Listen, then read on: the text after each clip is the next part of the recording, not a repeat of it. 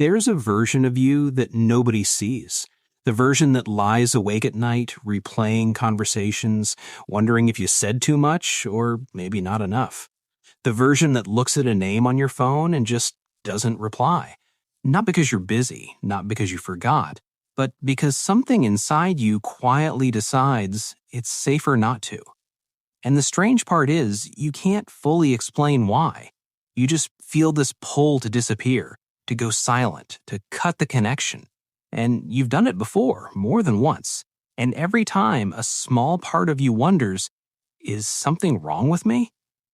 What if I told you this isn't random, that there's actually a pattern behind it, a pattern your brain creates to protect you? I call it the quiet collapse. Not a dramatic breakdown, not a loud exit, just a slow, silent folding inward, where someone who once showed up for everyone slowly becomes unreachable, even to themselves. Here's what you need to understand. Nothing is wrong with you, but something did happen to you.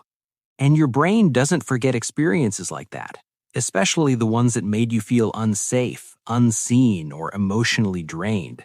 Without you realizing it, those moments start shaping how you connect with people. Most people who cut everyone off don't do it out of cruelty. They don't do it to hurt anyone. In fact, they're usually the ones who care the most, the ones who listen, who stay, who give more than they should. But over time, something shifts. The effort starts feeling one-sided. Conversations start feeling empty. And being around people starts to feel exhausting in a way you can't explain. Like you're playing a version of yourself that no longer feels real. So you slowly pull back, first from crowds, then from smaller groups, then from specific people, and eventually even from the ones who genuinely care about you. And the scary part is, it feels reasonable when you're doing it. But the quiet collapse doesn't start when you stop replying. It starts much earlier. It starts the moment being open led to pain. Maybe you trusted someone and they broke it. Maybe you loved someone deeply and they walked away like it meant nothing. Maybe you spent years being strong for everyone else, and when you finally needed someone, no one showed up. And in that moment, your brain made a decision. Not consciously, but automatically. It learned something simple. Closeness leads to pain. And from that point on, it starts avoiding it. Have you ever noticed how someone who gets burned doesn't just avoid the fire? They start avoiding anything that feels like heat. That's exactly how emotional withdrawal works. It's not that you've become cold. It's that your mind is trying to keep you safe using old experiences. Your brain is designed to protect you, not to make you feel connected. So it starts seeing risk where there might not even be one. It questions kindness. It avoids vulnerability. And slowly it turns distance into comfort. This is where another pattern begins, what I call the invisible loop. You get hurt, you pull away to protect yourself, the distance creates loneliness, and that loneliness feels like proof that people don't care, so your brain doubles down and pulls you even further away. It happens quietly, no big moment, no clear realization, just a loop running in the background, and before you know it, you're living a life that feels safe, but empty. From the outside, you probably look fine, maybe even strong. People see your independence and call it confidence. They see your distance and call it mystery. But they don't see what happens when you're alone. The 2 a.m. thoughts, the messages you type and delete, the moments where you almost open up and then stop. The feeling sitting in your chest that you can't explain, so you just say, "I'm fine." And no one questions it, not even you. And if this pattern keeps running, something deeper starts to happen.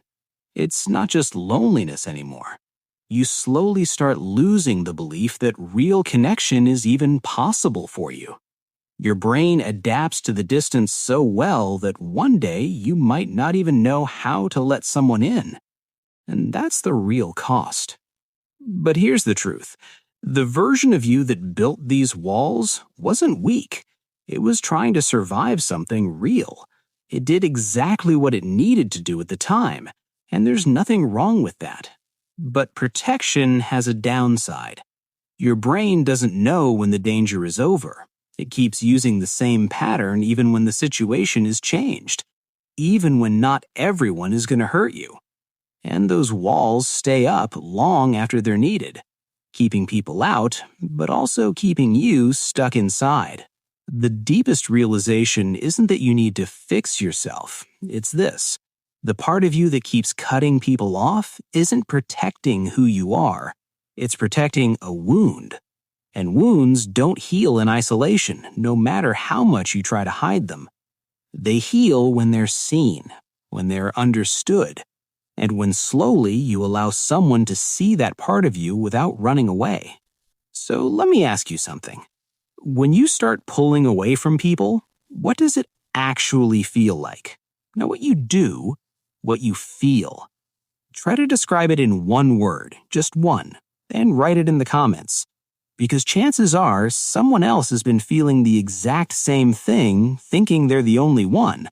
And maybe seeing it there will make you realize you're not as alone as you think. And if this felt a little too accurate, give this video a like. Not for the algorithm, but because it means this reached the right person. And if you want to understand your mind on a deeper level, the next video is already waiting for you.